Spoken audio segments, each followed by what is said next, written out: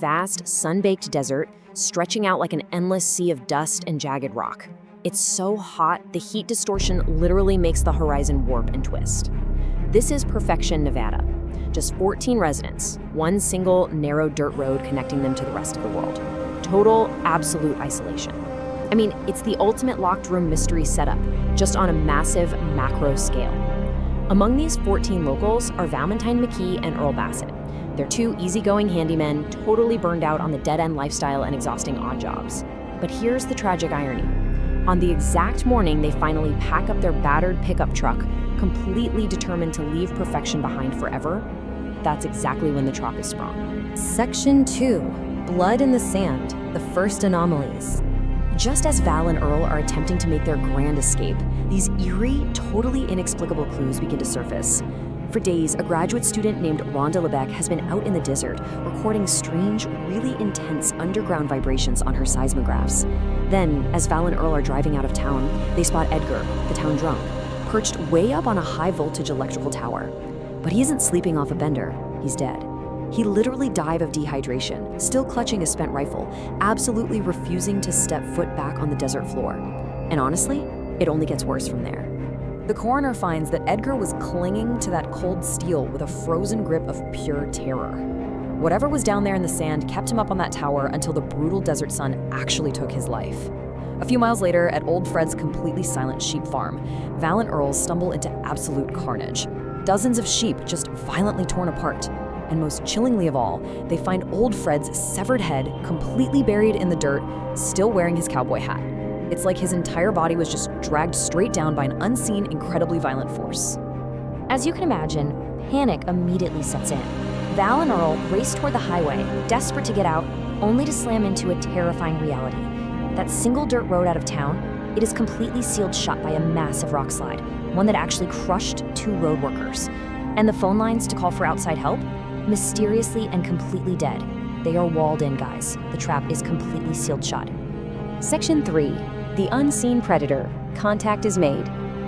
With zero way out, Val and Earl are forced to flee back toward town as dusk starts to settle.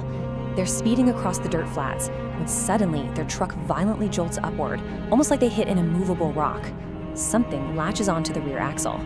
Val absolutely floors it, pushing the engine to its limit. With this horrible metallic screech, the truck breaks free.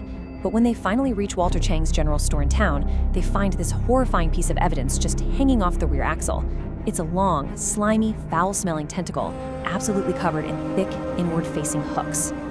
Now, what's really interesting about this slide is the terrifying realization that this severed tentacle isn't the whole animal. Rhonda, the seismologist, quickly puts the pieces together and figures out it's just a single tongue. Moments later, the ground completely erupts. A massive, heavily armored, worm-like monster, easily 30 feet long, with a mouth that splits into 3 incredibly powerful jaws, bursts straight out of the sand. Walter Chang dubs them Graboids, and let me tell you, the clinical reality of this colossal creature swimming right beneath their feet brings the tension to its absolute breaking point. So the crucial point here is exactly how these massive things hunt. As Rhonda observes while she's trapped out on a boulder, they are completely blind. Zero eyes, ears, or nose. They live entirely in the pitch black and hunt exclusively by sensing acoustic vibrations and seismic waves traveling through the soil. Literally, every single footstep is a dinner bell ringing. But there is one crucial weakness. They cannot penetrate solid rock. Suddenly, every single patch of soft sand in Perfection is a death sentence, and stepping off a solid rock is a fatal mistake. Section 4. The Siege of Perfection. Nowhere is safe.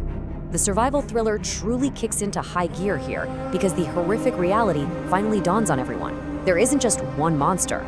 There are 4 of them, and they systematically begin to isolate the panicked townspeople. And this brilliantly illustrates just how terrifyingly intelligent and adaptable these creatures are.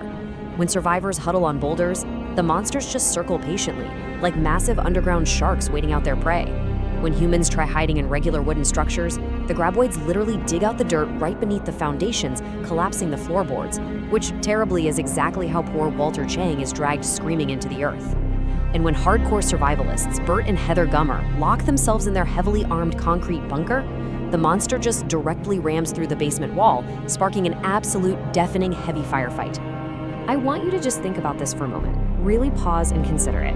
how do you escape an enemy that tracks your every single step? You can't run, you can't just drive a normal car away because the engine vibrations will draw them in immediately. You are completely, utterly surrounded in an ocean of deadly sand. Let's move to and see how this builds into Valentine's incredibly risky Hail Mary master plan. Step 1, they have to secure this massive, heavy-duty steamroller parked at the edge of town. Its solid steel drums are way too thick for the Graboids to bite into, and it's simply too heavy for them to easily overturn. Step 2, they have to drive this incredibly noisy, painstakingly slow-moving beast right through the center of town, physically plucking stranded survivors from the roofs of their trailers and sheds. Step 3, evacuate the town entirely, aiming for the distant Rocky Mountains where the creatures physically cannot dig.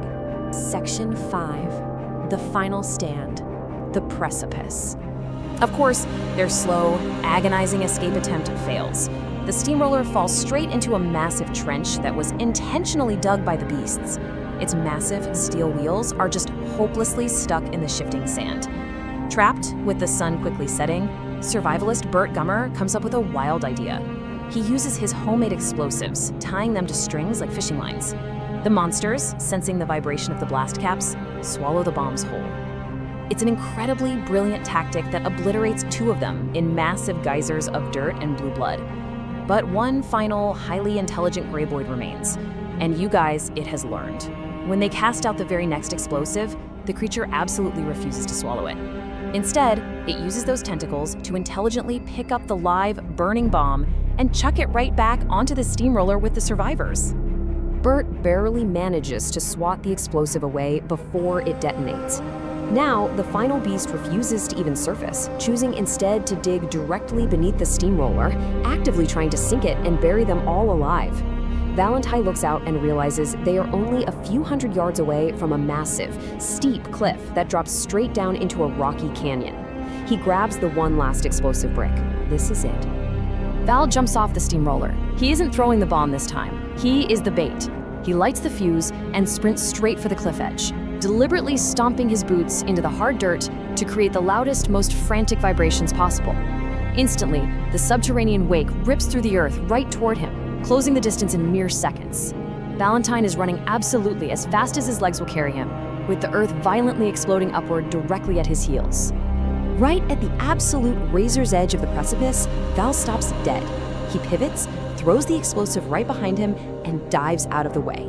The monster, completely blinded by its own momentum and traveling at maximum velocity, bursts completely out of the earth. The bomb detonates right beneath its armor, and this 30-foot beast sails completely over Val's head, flying out into the empty air of the canyon and plummeting down to shatter on the jagged rocks far below. Finally, the nightmare is over. Valentine, Earl, Rhonda, and the rest of the Perfection residents survived an unbelievable, truly unforgettable battle against the ultimate hidden predator. But it leaves us with a pretty chilling thought as we close out this explainer. If an ancient, highly intelligent, and lethal species like the Graboid could exist completely undetected in the forgotten Valley of Perfection, what other hidden predators might still be lurking in the dark, unexplored corners of our world? Thank you so much for watching. Stay curious out there. And hey, maybe step just a little bit lighter next time you find yourself wandering out in the desert.